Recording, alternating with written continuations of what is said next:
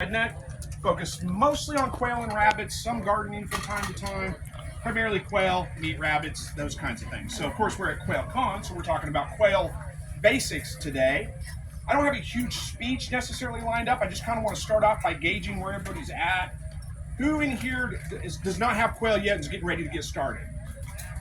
All right, so quite a few of us. Okay, so that gives me somewhere where I can start. I didn't want to start like talking about like cage material and everybody's like, yeah, we already got quail. We know this stuff. So I only got 45 minutes. I want to leave a lot of room for some question and answer because that's typically probably, I think, the most effective thing, in these kinds of classes.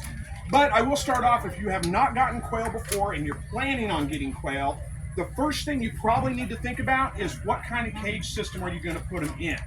And there's a lot of different ways you can do that. Now, I don't have examples here because there's just too many you could do. You've got examples over here from Dale's Quail of some stacking cages he's got inside. You've got Winola Ranch over here that's got some stacking cages. They're raffling off a couple of them. So if you plan on keeping them in a shed, in an outbuilding, in a spare room in your house or something like that, that's probably the way you want to go with it, is stacking cages. I built my own hutches. Those of you that have seen my channel probably have seen those hutches. They're pretty good size. They're about 6 foot long by 3 foot wide by, I don't know, what is it, 18 inches tall probably, roughly. Something like that. And then I have a roof that sticks up about, sits about this high above the cage. Everybody always asks, why did you put that roof above the cage? Mostly so I can set things on top of the cage. I mean, that's primarily it. So I get eggs out, I set them on top of the cage. If I got a waterer in there I'm not using, I set it on top of the cage. I got things sitting on top of the cages all the time. And that's primarily why I had the roof so high above it. So, everybody hear me okay? Mm-hmm. Okay, I tend to project, but I tend to talk pretty fast. If I'm going too fast, stop me and I'll slow down if I need to. Okay, when we talk about cage material, the most important part of your cage material is probably the flooring itself. There's a lot of different ways that you can do that. I use a 1/2 inch hardware cloth on my floor. And it works pretty well for me, but other people have had issues with that, causing some bumblefoot issues. And bumblefoot, if you don't know, is where they get like a sore, and basically they have an open wound on their foot of some kind, usually a splinter, a grain of sand, something like that gets embedded in their foot, and then it gets infected and it becomes an infection. And hardware cloth can kind of contribute to that a little bit because it's not necessarily the smoothest stuff.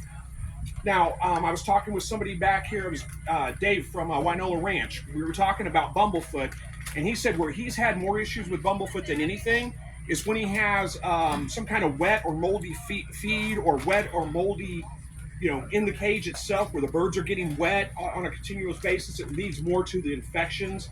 Whereas if, we kind of theorize on this, we're not, neither one of us, as far as I know, he's not a biologist, but, neither one of us, we kind of theorized on this, though, that it was probably due to, it makes sense. Birds are going to scratch themselves, they're going to get beat up, they're going to get all kinds of little wounds on them, and they typically heal just fine. But if you're in a wetter environment where like you have water pooling in your hutches and things like that, that could lead to a more bacteria-friendly environment for bacteria to be raised and then lead to more likelihood of getting infections. Does that kind of make sense? So I don't have issues with bumblefoot raising them on hardware cloth, but I do suggest that if you have the ability to, you can find it, go with either a coated wire or something that's slightly bigger gauge. And if you know what I mean, well, smaller gauge, bigger around wire, because hardware cloth's pretty thin. And that's can what lead to kind of some of those issues. You can keep the distance between at about a 1/2 inch. Now you can go 1 inch by 1/2 inch squares. You could go 2 inch by 1/2 inch squares. You can go 4 inch by 1/2 inch squares. It doesn't really matter as long as it's not much more than a 1/2 inch wide, if that makes sense. Because what happens then is when they try to walk on it, their feet fall through the wiring if it's too much bigger than that. If you go smaller than a 1/2 inch gap, you're going to have problems with droppings not falling through the wiring. And you don't want your birds necessarily walking on droppings all the time. So in my hutches, I have a sandbox on one side of the hutch, and it's all closed in, protected from the environment. The other side of the hutch is all wire and it's open. So that gives them the ability to go to either side. They spend most of their time, honestly, in the sandbox. They lay all their eggs in the sandbox, and they dust the bath in the sand. They love having the sandbox in there, and I think it's a good thing to have in your quail hutch. I've tried a couple of different ways of doing sandboxes where I've had just a small, like a Rubbermaid container with sand in it. And the problem I ran into that is they just kick it all out. They get in there and they dust. Anybody got quail already? Happened to you too? Yeah, like in a day, right? Yep. You put sand in there, you come back the next day and it's empty. It's all gone. So in my hutch, I just have half of it. And it's got a 2x4 that sits on its side and a solid bottom. And then the other, two of the walls are two of the sides are the walls of the hutch. The other one's the door, and then a 2x4 on its side. I put a 50-pound bag of sand in there. It puts about that much in the bottom. And they kick some out, but they don't kick all of it out. And that will last me probably a year and a half before I have to add more sand to it. Sometimes longer than that. I sift the sand out every once in a while just to get the droppings out because they do build up in there. And that was your point you were asking about. I probably do it once every couple of months when it gets like super dusty in there.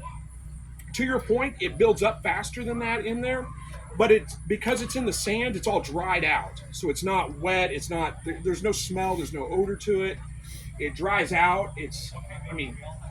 Probably could clean it more often, but I'm kind of lazy sometimes, and it doesn't seem to bother the birds a bit. So I sift it out, and what I sift it out with is like a window screen. I went to like Home Depot or something, and I picked up it was for an RV. It's like a sliding window screen for an RV, and I took it apart, so I have two of them now, and I just pick the sand up and sift it. The sand falls through, the droppings stay on the screen, dump it out. I do that. I do it once every month or so,